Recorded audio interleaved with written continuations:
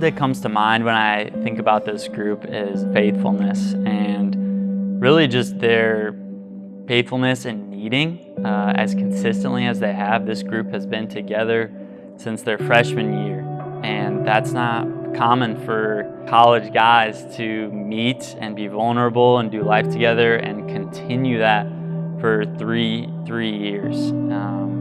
Gosh, I don't even know if I've done that. It's definitely awesome to see. It's Logan and I from the start, and then we add a couple, and then we add a couple. Next thing you know, we got a bunch of interested freshmen, I guess, during the COVID year. So COVID was definitely a struggle trying to get a bunch of guys together, but our group started from like a little mustard seed, and we also had a strong foundation with Colin. I remember when we first talked about fill the bucket, our initial thought was, well, how do you keep a bucket full that has holes in the bottom? Jack Payton was the only one who actually said it out loud, but we were all thinking you just patch the holes in the bottom, right? That would keep it full. I mean, I've never bought a bucket with holes in it, but I guess thinking about it now, we are the buckets with holes in our lives, and just trying to keep pouring it in and keep it as full as possible. That's what we're trying to do every day. You got to get your little daily dose of Jesus every day. And how do you do that if the bucket has holes in it? You have to continue to add water into the bucket if you're going to keep it full. And if you're going to spill it out onto others, you have to get the bucket overflowing if you want it to impact other people's lives as well.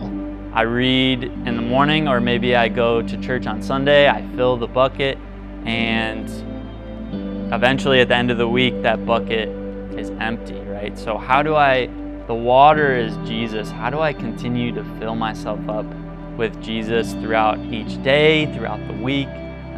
So that kind of became the challenge. Like, we want to keep our bucket full, but not only full, but overflowing with Jesus so that others can see Jesus in us. I'll never forget the first day that I had the Bible study. I went back to my Betty Johnson dorm, sat down to do homework. I'm like, I have never felt this good in my life to do homework. So it was just, it was ridiculous. I even asked Christian, I overheard him one time, he's like, dude, come to Bible study. I think he was talking to, I believe, Riley Phillips. He's like, come to Bible study, you'll feel amazing once you get done with it. And I was like, I couldn't relate more to that in my life. It was just, once we got done with it, it felt like all my sins were washed away and I was able to restart. I felt like I got baptized twice again. I just wound up walking in on the group and I was like, oh, they're doing a Bible study. Like, I need to be a part of it. Like, And I had to, I was like, I gotta be a part of that. So I joined that, and ever since then, it just helped me build my relationship, not only with them, but with God. It got me to the point where I started reading my Bible. Instead of just praying, I actually was having conversations, just talking to the Lord himself. I never really had an FCA growing up. And honestly, most of my friends never really talked about Jesus with them. We would go to church and we would hear the word and everything, but we never, and I don't know if it was because we felt uncomfortable, but it never was until FCA that I would have a conversation, any religious conversations, or even just personal conversations about hardships.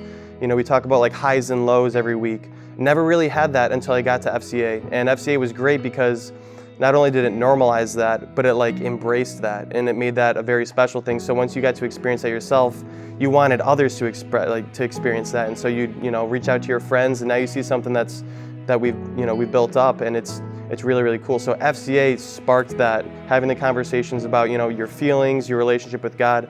I did not have that before though. My time at Louisville has been 0 to none playing time. It's just been a fighting battle of staying healthy.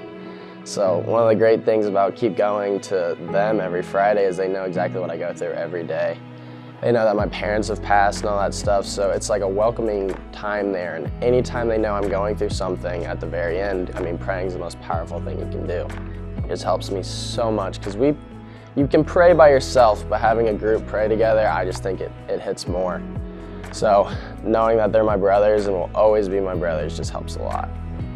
We hear someone open up to us, we're like, man, this group is tight, but I know they trust us, right? So when we go in there, we do come prepared. We don't just show up to waste people's time. So, and I think they understand that. That's why they appreciate us, and that's why they, show up every single day. Evan Webster, love that guy. He's just been a light ever since I've met him. And I remember just one day, like I saw on Instagram or something that he got baptized. It was Easter, and I had been to an Easter service, but I forgot that they do kind of the, hey, if you want to get baptized, now's the chance to do it.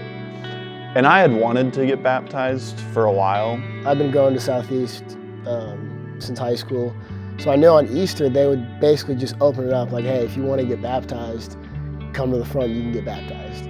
So I always knew a lot of people get baptized on Easter at Southeast. And I remember a couple weeks before he'd been always kind of talking about how he wanted to get baptized. So I kind of prayed about it. I was like, man, that'd be pretty cool if Webby just got baptized today. So he threw out the invitation to everybody in the sermon, and I could kind of like feel him like about to say something to me. And I remember I looked over at Beard and I was like, should I just do it?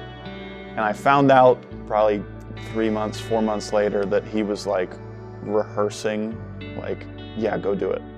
And that's what he said. He said, yeah, go do it. And so I got up, I walked back to that next step room that they have, and they took me through the process, and I remember the whole experience. And then I got done, and my girlfriend is sobbing uncontrollably because she wasn't prepared for that. And a lot of my teammates later that day were like, dude, why didn't you invite us? And I was like, dude, I didn't know I was gonna do it. It was just spur of the moment, felt a calling, so got baptized. It was incredible. That was one of probably the coolest day I've ever had at church. Is just got to see one of my buddies run up to the front and get baptized with no planning to it, no nothing. He had no idea, which that was really cool to see God do that through him. Super cool to just see him kind of, I almost feel like, come out of his shell since that moment, as far as he is asking more questions, which I think is great even after you give your life to Jesus.